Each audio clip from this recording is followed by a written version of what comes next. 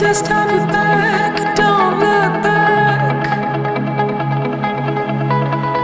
Give all the dollars, you know, a fake heart attack. 'Cause you were made for this. You can feel it inside your bones. You were made for this, and it's time you let the world know who you are, what you know, what's happening right now. So run, run, it's a new day. Hello, hello, hello. Hey everybody. Hello, Talman. Thank you for being with us today. Thank you for having me. Could you introduce yourself a little bit? Who are you and what's your company? My company is Viber. We're a mobile messaging, voice, some video and desktop application. Pretty popular all over the world. Last time we announced numbers was over 200 million users. That was back in May. More now. More now. How many now? More. 250 yet? I don't know. I see. I think about 500,000 every day, but I'm not very good with math. Cool, cool. And so I guess that means, well, we got Line, Kakao Talk, WeChat. There's a lot of competitors in the scene, so 200 million is a lot to achieve. But before we get into the founding story of Viber, I want to chat with you about before Viber a little bit. What were you doing before Viber? Were you doing startup as well? Yeah, I mean, what else will you do, right? Before Viber, I started another company called iMesh. iMesh is a file sharing company that over time progressed into being a company that does dozens of applications, monetizes them with search, with partnerships. It's doing well. Still going. Oh, it's still going. Okay. And then you went into Viber. How did you end up starting Viber? It's How long ago? First of all, how long ago was that? We started Viber in early 2010. 2010. Zero users. 2010. 0 users until December 2nd, 2010. About 1 million by the time we got to December 5th, 2010. Wow. Okay. It was a nice launch. And then, why did you start? Why did you choose the path of chat apps? We started with voice, and we're slow on the messaging side. Just the messaging feature of the app didn't make it on December. It was in development, so we decided to launch anyway with voice. We launched messaging, I think, 3 months later.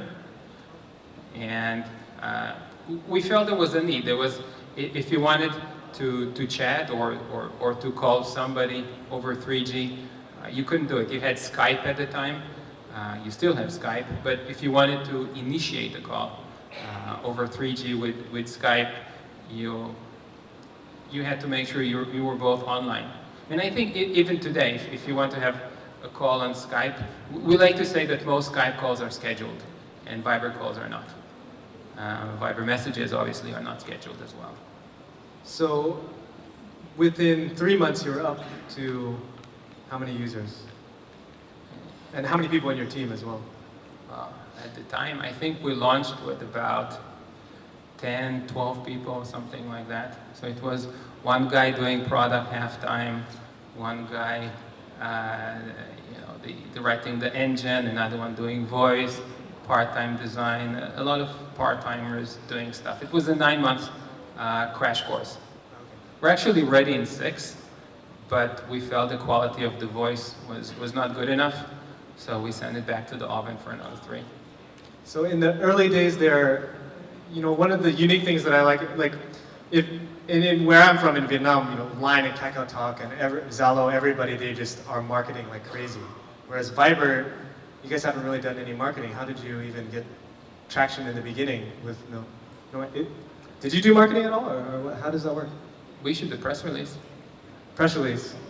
It's got to count for something.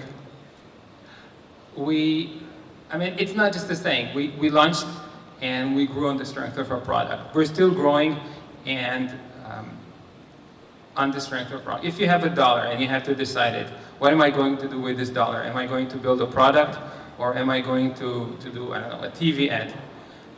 If you're done spending your dollars on development, then yeah, by all means, go do a TV ad. But if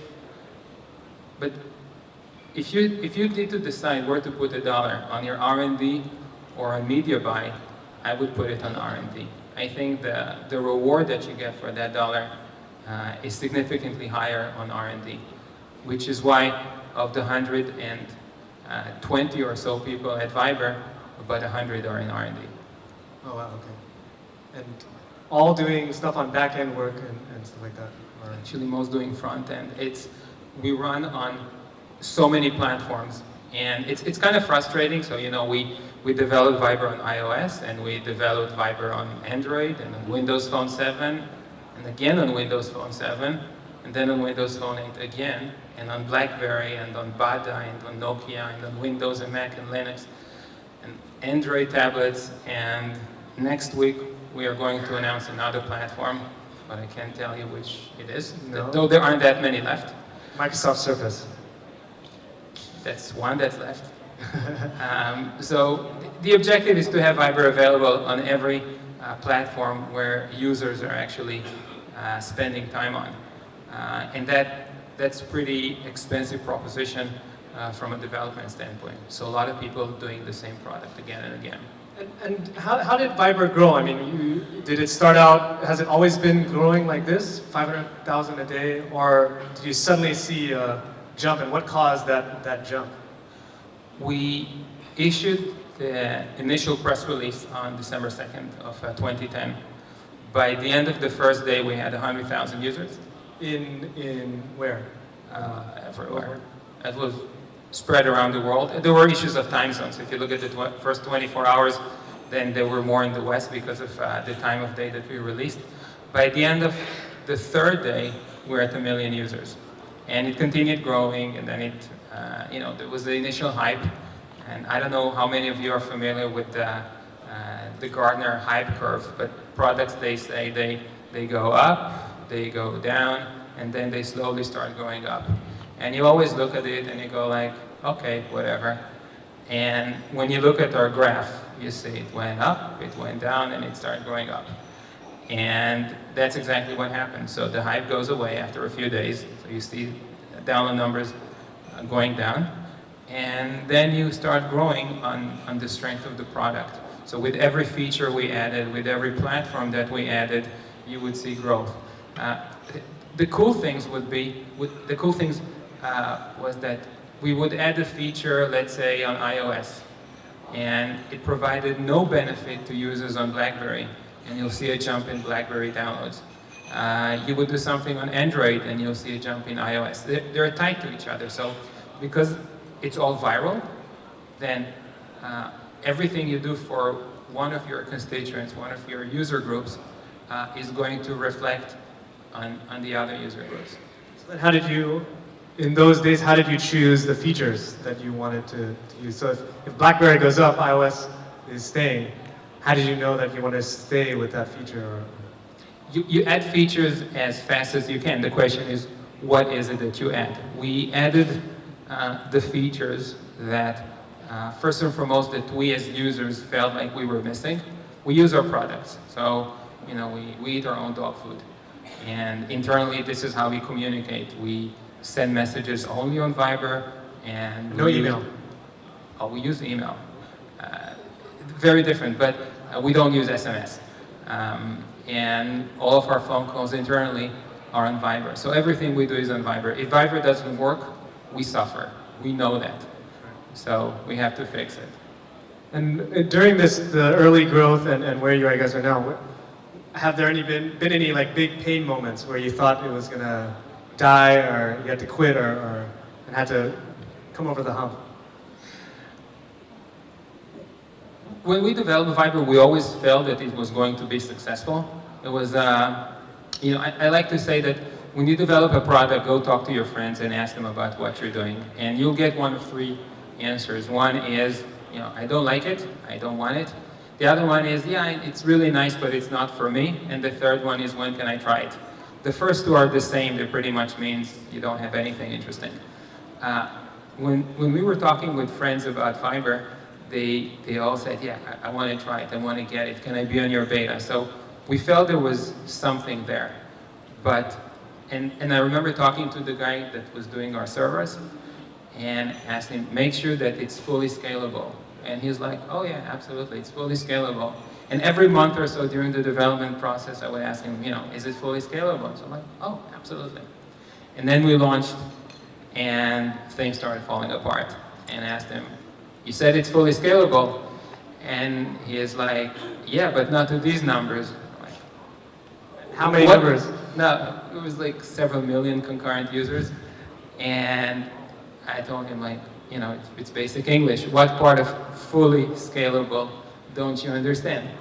So we had to rewrite the servers, and we had to rewrite them again and patch and adjust. But there were some moments when the things felt like it was, pretty much hanging on chewing gum. So now, are you fully scalable, or? You're never fully scalable. You're never fully scalable. There is no such thing as fully scalable. There is fully scalable to a certain number. That's what the developers tell me, and I have to believe them. So when you get to 5 billion, you have different problems at that time. Well, the good thing about when you get to 5 billion, you know that your user count is not going to grow anymore. So then you're good. So I'm curious about, like, in terms of your, like, there's this, ongoing debate in startup, with lean startup, and then there's the Steve Jobs camp. You know what the customers want before they want it, right? With Fiverr, starting with Fiverr, what's your philosophy with how you do the startup? With Fiverr, everything is a blend. Do you need to develop the next features that the users want? No, I don't think so. If you listen to your users are biased, and and there's always a vocal group. So I'll give you an example. We back in 2012 and 2011, for example, we issued a post on Facebook. Who are you going to call this Valentine on Fiverr? So you get the normal answers. I'm going to call my girlfriend, my wife, my parents. But a lot of them were like, nobody, because there's no voice on BlackBerry, so I can't call anybody. And somehow, no matter what we would publish in 2011 and 2012, the comments were, yeah, but there's no voice on BlackBerry. So we released voice on BlackBerry. Is it super popular? No. BlackBerry is not super popular. Maybe in Indonesia a bit more, but generally speaking, BlackBerry is not that big anymore. So that's a classic case of not listening to your users, or not listening to everything your users say. Having said that, I can tell you that each of us at Fiverr, at least Fiverr, let's call it management, is assigned to a certain app store and to a certain country, and reads all the comments that users post. So for example, my domain is the US App Store. So every comment submitted about Fiverr on the US App Store, I read it. Now, do we act on every one of these? No, you can't. You publish a new design, you'll have the comments that say great new design, and then the comments that say I like the old design better. So that's life. I kind of want to, let's shift into about Fiverr today. So you guys just released a sticker store last week. Yes, we did. I guess you guys have a video. You want to show the video a little bit about the stickers? Yeah. Or you can talk about the stickers. We're asked a lot of times about how we make the stickers. So we have 20 people working on it around the world. But at the end of the day, it's, we have our own models, and we put together a video that shows how it is exactly that we make these stickers, hopefully. Are they going to get into the sticker war, right? And Line and KakaoTalk, they make a lot of money off of stickers. So does this mean that Fiverr is looking more at the Asian market, or what does this indicate? Fiverr is very much like Violet. If you look at Violet, she has these Western features on one end, but she has an Asian design on the other end. She's a mix of East and West. And so is Viber. So on one end, if you look at the way we design products, they're very minimalistic. So staying true to our Western heritage. But at the same time, we are adding the stickers and the fun things. If you look at two of our other leading characters, Blue and Mayo, they were designed, they're made in Japan. So we blend both of these two concepts. We try to put as much power behind the, under the hood in Viber, but at the same time, we want to make it very minimalistic and easy to use. And does this mean, does this indicate maybe in the future, like so, like Line and KakaoTalk, WeChat, they do games, right, pretty heavily. Does this mean you guys will get into games at all in the future, or more content? I think you'll be seeing more content. I mean, I know, I have contacts on Viber. So stickers are just the beginning. You'll be seeing more, but at the same time, if you want a very basic experience, we're not going to be loading you with dozens of buttons and things that jump at you.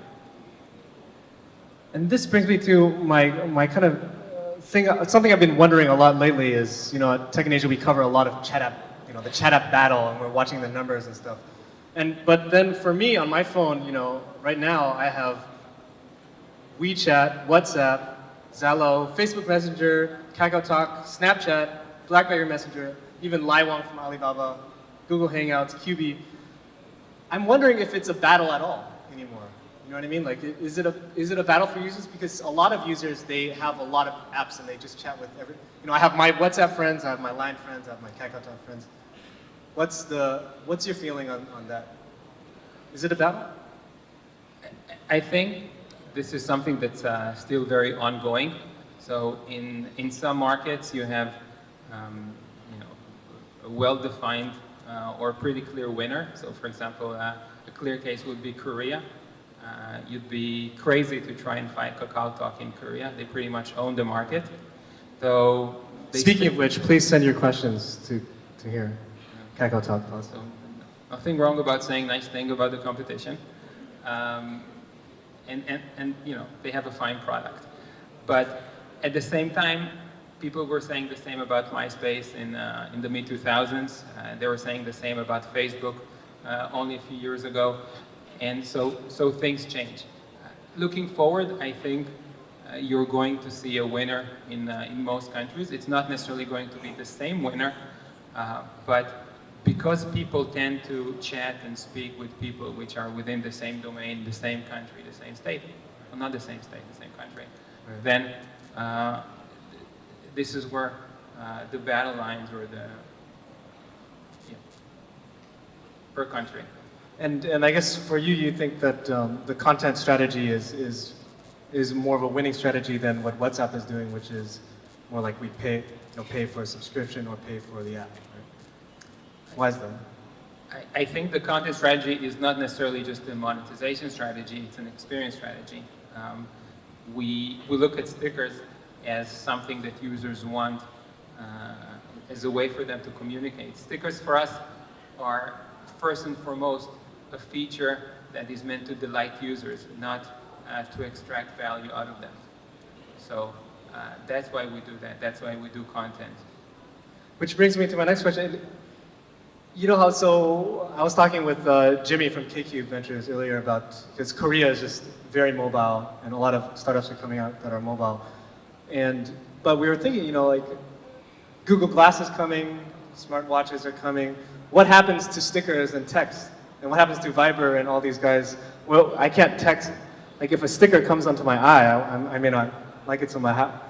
Are you guys ready for that next wave of wearable technology? What is it going to look like in 5 years or 10 years? I think if you look at the way I see it is you have 3 service providers. You have or 3 different parts of this ecosystem. You have the hardware makers, and it's pretty clear, at least to me, that the winner not only is going to be Android, because the winner is Android, But on the Android side, the winner is going to be the Chinese manufacturers, and they'll be delivering a stock Android experience. I think today the best Android experience is stock Android. That's at least my view. But what that means is that users will be able to move from one device to the other with very little loyalty. So today I'm on a Huawei, and tomorrow I'll be on a ZTE, and the next day I'll be on some unknown Chinese manufacturer's device. On the other side, you have the carriers. The carriers will become increasingly more ISPs. It'll be like Con Edison, like your utility company. They'll be offering maybe billing services, but the key thing for them will be to offer. So that means that you can replace your carrier easily. So again, it's something that's replaceable. The component that is gluing these together is the mobile messaging app.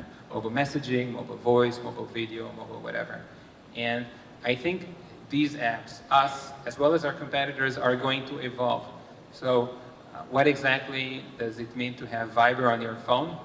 I don't know. Show me a cool wearable smartphone, and I'll tell you. I haven't seen one yet. And show me glasses with a HUD with a display that I'd like to wear, and I'll let you know. I think it's too early to say. And you mentioned the telcos. So how does that work with telcos? So like in Vietnam and in Indonesia and several Southeast Asian countries, they're kind of quite afraid of the OTT services like Viber. So how does that work out? Are you working closely with them? And is there a win-win for you guys? Because basically the fear is you're stealing SMS revenue, right? I think it really varies by country, and it depends on where is that country in its cycle. So if you look, for example, at a place like Japan, Docomo or SoftBank, they're making the vast majority of the revenues from data. So they don't really care about SMS and voice. If you look at the US market, they're selling bundles. So once again, they don't really care, though they should, because the next step for them is competitors. So you have Boost Mobile, which is really, I think, Sprint Nextel, but they're selling data-only packages and cheaper packages. You will start to see a race to the bottom when it comes to pricing. If you're looking in other markets, where, like in Europe, where a significant percentage of revenue comes from voice and SMS, then they are more concerned. But over time, they will get there. You cannot stop progress, right? And so that means that, so how closely do you work with them? Are you always in conversation with them, or with the telcos, or? We're talking to telco, and I know that our competitors are talking to telcos. We're doing deals here and there, typically around data packages, so pay whatever, $1 a month, or whatever the price may be for this specific territory, and get unlimited Viber. It's carriers that sign up to these kind of deals are typically looking at two things. They're looking at a way to bring on board onto the data world those that currently do not have data, so incremental revenue. And also there's the assumption that once you start using data, then you'll be using more data. So maybe you have a Viber package today, but tomorrow you'll want everything. And they're also looking at something that differentiates them, as positions them as more innovative, more creative.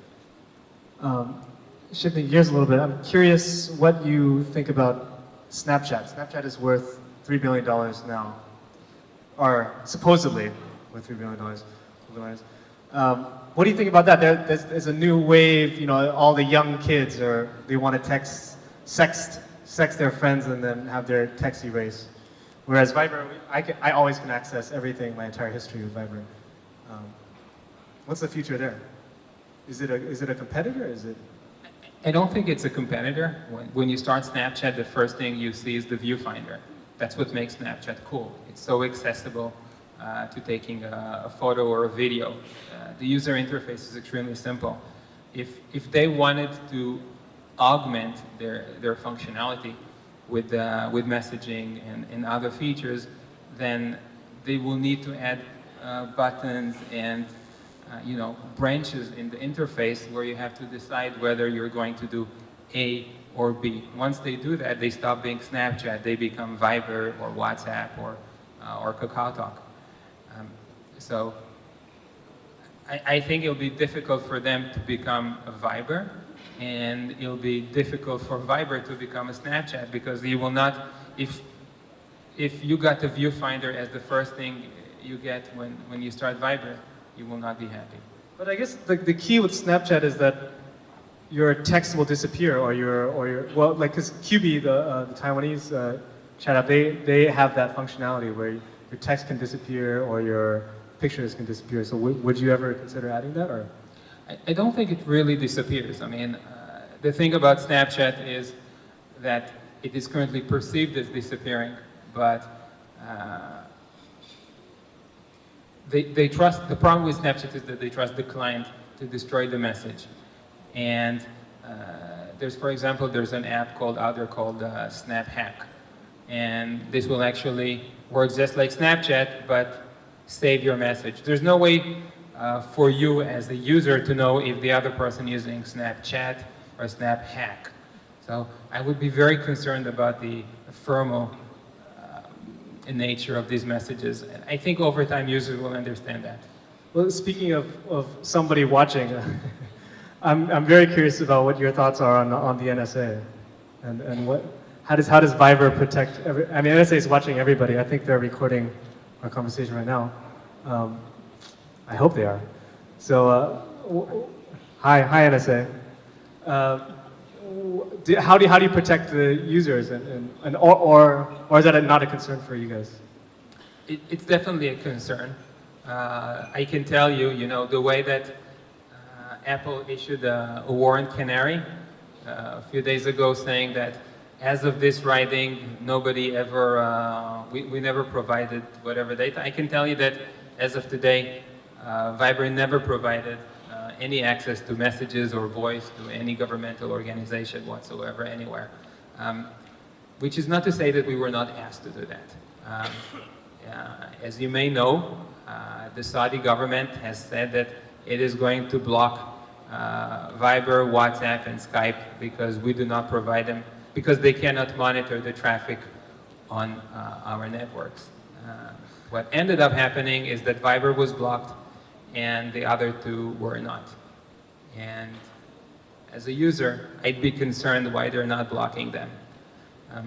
We took a very clear stance that we are not going to share information, whether messages or voice, with that government, and that we are going to fight that block. So in a few weeks, we are going to release a version of Viber which addresses this block issue. It was at a significant cost to Viber, both in terms of time, resources, and users lost in Saudi Arabia, but we did something that we believed was right. So yes, Viber is a business, but at the same time, Viber also has an agenda, and that is about making communication free and accessible to everybody. And I don't think that allowing this or that regime to listen to your conversations helps that agenda. So basically you're introducing more encryption. Yes. I'm curious, so you're from Tel Aviv, but you grew up in New York. But I'm very curious because I've read a lot of reports about, people always comparing everybody to the Silicon Valley, right? Jakarta compared to Silicon Valley, Beijing compared to Silicon Valley. And usually in all these lists, Tel Aviv is always number 2. And I'm curious, could you tell us a little bit, if you know much about, what's the ecosystem like there? Why is it so strong? And anything we can learn as a startup ecosystem here in Asia from there, from the growth? There are a few things that help the startup ecosystem in Israel. Going historically, in the 1980s, Israel was busy developing a fighter jet, something similar to the F-16. In the 90s, the government decided to scrap the product. and fire everybody. So all of a sudden you have these thousands of engineers out there. And they started developing, some of them went to work for other companies, some of them started developing startups. And the initial brew of startups, most of them were not successful. But over time, you started seeing entrepreneurs around you becoming successful. You have the knowledge which is gained in the military, so the Israeli army has a lot of technological units, so people get pretty good tech education. But I think the most important thing is the fact that you can see that if you know somebody that made it in tech, and then you go like, you know, this guy's not smarter than me, he's nowhere, you know, he's not better, so I can do the same. And then you see another guy and another guy, and they're all around you. There's a spirit of entrepreneurship. Now, most of the companies that get established, let's face it, are bullshit companies. Just these are the numbers. But most startups fail. Most startups fail. Most startups should not have been established anyway. But they are, and it's kind of cool. And they get to dream, and some of them get to really, get to win. It's not that rare for an entrepreneur to be successful. And I think we're running out of time, and you have to go as well. I'm just wondering, what is your last question? What is your profit model like? How do you make money? You say you want Viber to be free. So how, beyond stickers, how have you been growing with the money since then? And are you profitable? No. So that's an easy answer. No, we're not profitable. Viber is currently starting to generate revenues. We announced the sticker shop last week, so this is starting to pick up and is working nicely. And we also soft launched something called Viber Out, which allows users to call other users in other countries or in the same country which are not on Viber. We actually issued that as a sort of an emergency launch. This feature has been at different levels of stability available but hidden inside Viber, with the exception of some limited tests since August. So, 1,000 people would get it here, 1,000 people will get it there to test it. When the typhoon struck the Philippines, we opened initially this feature to all users in the Philippines and allowed them to make free calls internationally to their family outside. And then with the help of Globe Telecom, we made it possible for users outside of the Philippines to call the Philippines. And that means that effectively we soft launched it. So we didn't issue a press release on it or anything like that, but that is going to be the next step of monetization for Viber. Really interesting. Viber, you guys are competing with Skype as well as all the chat apps at the same time. It's really cool. So thank you so much for your time, and round of applause.